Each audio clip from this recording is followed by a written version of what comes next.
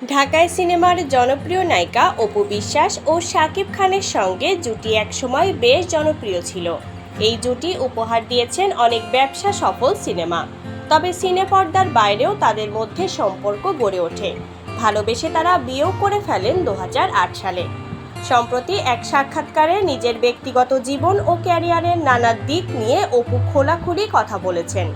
সেখানে বিয়ের প্রসঙ্গে প্রশ্নের জবাবে তিনি বলেন, বিয়ে কেন টার্নিং পয়েন্ট হবে, ওটা আসলে ভুল সিদ্ধান্ত ছিল।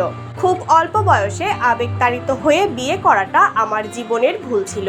নিজের অভিজ্ঞতা থেকে বলতে চাই, ম্যাচুরিটি না আসা পর্যন্ত কোনো মেয়েরই বিয়ের সিদ্ধান্ত নেওয়া উচিত নয়। ভবিষ্যতে নতুন করে ঘর বাঁধার কোনো পরিকল্পনা আছে কিনা এমন প্রশ্নের উত্তরে অপু বিশ্বাস বলেন, এই মুহূর্তেই এমন কোনো প্রশ্নের উত্তর দেওয়ার মতো অবস্থায় নেই। বর্তমান সময়ে ট্রল ও সমালোচনা প্রসঙ্গেও নিজের অবস্থান পরিষ্কার করেছেন তিনি।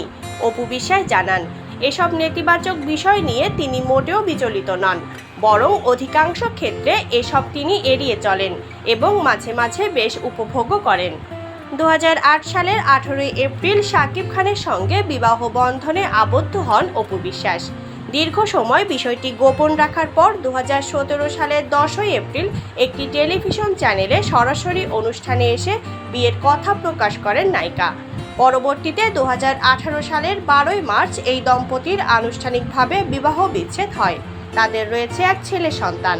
সাক্ষাৎকারে শুটিং ফ্লোরের প্রসঙ্গে উঠে আসতেই অপু বিশ্বাস বলেন, প্রিভিয়াসে একটু বেশি বাচ্চা ছিলাম। ক্যামেরার সামনে কি বলে ফেলতাম, কি করে ফেলতাম, কারণ ইমোশনের জন্য ক্যামেরা না, ক্যামেরা হচ্ছে পাবলিক ফেস করতে হয়। উল্লেখ্য, আসছে কুরবানির ঈদে অপু বিশ্বাসের নতুন সিনেমা সিক্রেট মুক্তি পেতে পারে বলেই গুঞ্জন শোনা যাচ্ছে। যদিও এই সিনেমাটি নিয়ে এখনই কোনো স্পষ্ট কথা বলতে পারেননি এই অভিনেত্রী।